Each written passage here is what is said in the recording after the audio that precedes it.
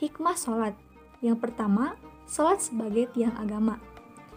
Dalam sebuah hadis, Rasulullah SAW bersabda, Islam dibangun di atas 5 pilar. Syahadat bahwa tidak ada Tuhan kecuali Allah dan Muhammad adalah utusan Allah. Mendirikan sholat, menunaikan zakat, pergi haji ke Baitullah, dan berpuasa di bulan Ramadan. Hadis riwayat Bukhari dan Muslim.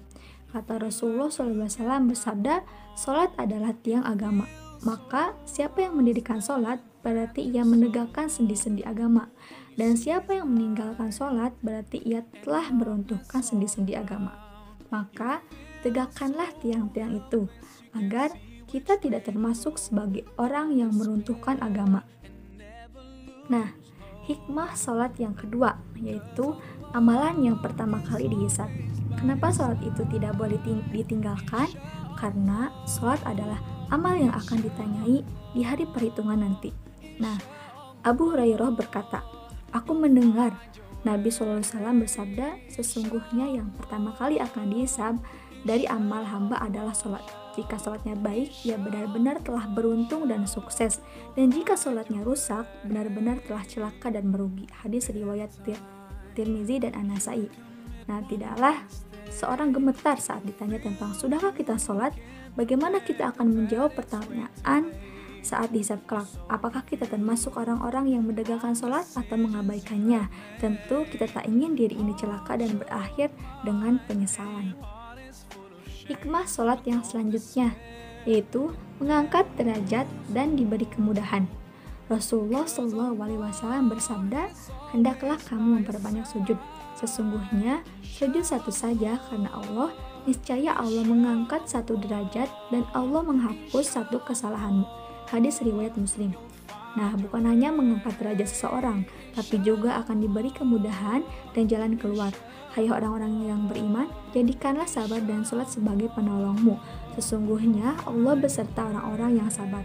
Quran Surat Al-Baqarah ayat 153. Ibnu Katsir berkata, Allah Ta'ala menjelaskan bahwa sarana terbaik sebagai penolong dalam memikul musibah adalah kesabaran dan sholat. Karena itu, sholat adalah sebaik-baik solusi dalam menghadapi berbagai macam cobaan dan kesulitan hidup.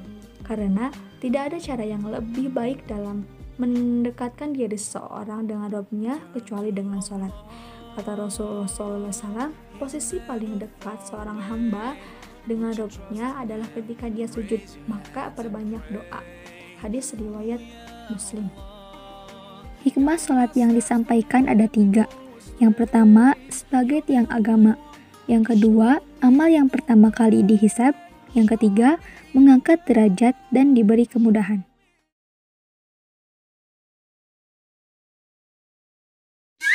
Belanja yuk di ufitstore.com. ufitstore.com. ufitstore.com.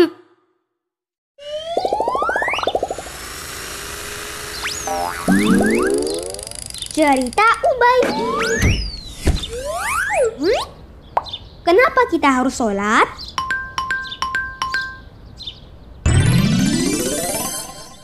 Assalamualaikum teman-teman. Namaku Ubay. Kali ini Ubay mau cerita kalau dulu Ubay pernah bingung. Kenapa Ubay harus sholat?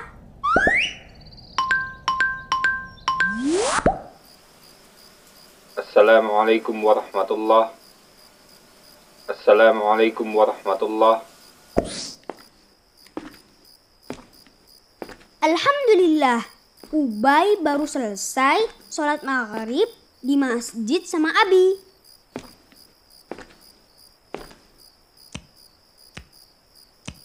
Assalamualaikum. Waalaikumsalam. Ubay dan Abi sholatnya di masjid. Umi sholat di rumah. Ubay, baca Al-Quran dulu ya sayang. Iya Mi. Ubay biasanya diminta Abi dan Umi untuk membaca Al-Quran setelah sholat. A'udzu billahi minasy syaithanir rajim. Bismillahirrahmanirrahim. Idza syamsu kuwirat wa idzan nujumu kadarat wa idzal jibalu suyirat wa idzal 'isharu 'uttilat wa idzal wuhushu husyirat wa idzal biharu sujjirat wa idzan nufusu zuwijat wa idzal mau'udatu su'ilat. Ubay kayaknya haus nih. Makan yang segar-segar kayaknya enak deh.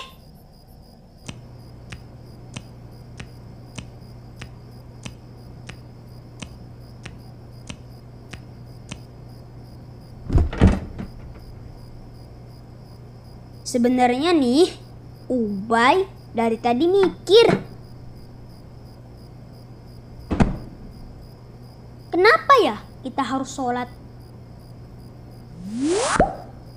Harus puasa, harus baca Al-Quran,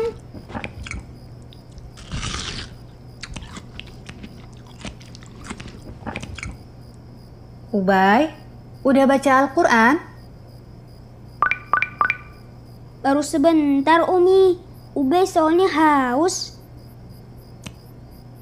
Karena Ubay kepikiran terus, akhirnya Ubay tanya deh sama Umi. Umi, kenapa sih kita harus sholat, puasa, baca Al-Quran? Karena kita hamba Allah. Kita ini kan diciptakan Allah memang untuk beribadah. Di Al-Quran ada ayatnya. Allah Ta'ala berfirman, "Wa ma khalaqatul jinna wal insa illa liya'budun." Artinya, tidaklah aku ciptakan jin dan manusia kecuali untuk beribadah kepadaku. Ibadah itu contohnya yang tadi Ubay tanyain.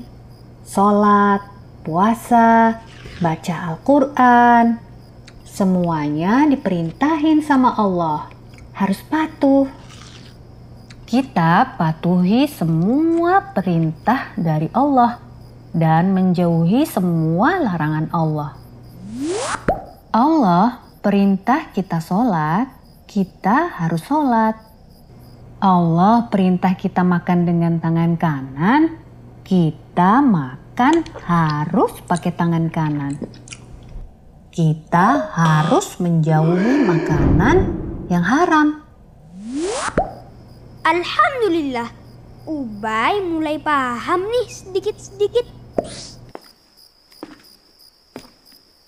Oh iya, kata Abi, yang namanya ibadah pasti ada capeknya. Mesti ada usaha, gak bisa santai-santai. Nih kayak Ubay lagi jalan ke masjid untuk sholat Isya. Tapi orang Islam nanti dapat balasan dari Allah. Gak capek-capek lagi seperti di dunia. Kembalinya ke surga. Ya Allah, semoga Ubay, Umi, dan Abi masuk surga ya Allah.